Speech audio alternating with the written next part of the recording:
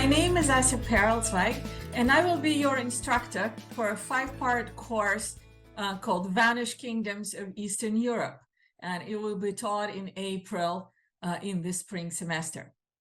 So what's this class all about? Usually history is taught as a sequence of stories about countries that still exist today. You might learn history of the United States, France, Japan, or Russia.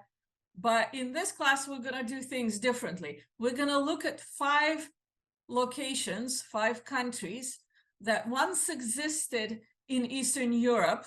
Eastern Europe sadly draws a lot of attention these days because of the war in Ukraine. But rather than talking about this region in terms of the countries that exist today, Ukraine, Russia, Poland, Lithuania, Latvia, etc., we're going to talk about lands or parts of Eastern Europe that once used to be important states, important countries, important players in history, but since then have vanished as such from our perception of history, from the political map of today. So we're going to cover 5 different areas, 5 different countries.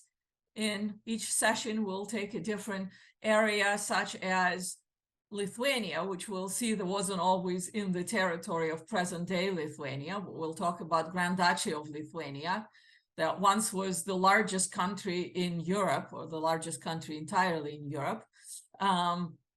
We're going to talk about Crimea that's been quite a sensitive topic since 2014. So I'll give you a lot of background on what's going on with Crimea.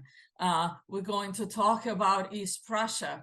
We're going to talk about Novgorod, and we're going to talk about Polish-Lithuanian Commonwealth, which in space somewhat overlaps with Grand Duchy of Lithuania, but in time it covers different periods of time.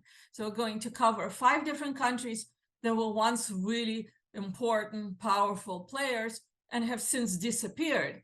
And one of the questions we'll ask is, what happened? Why did they disappear? Why did they vanish? What can take a really important big country and dismember it? What can cause that?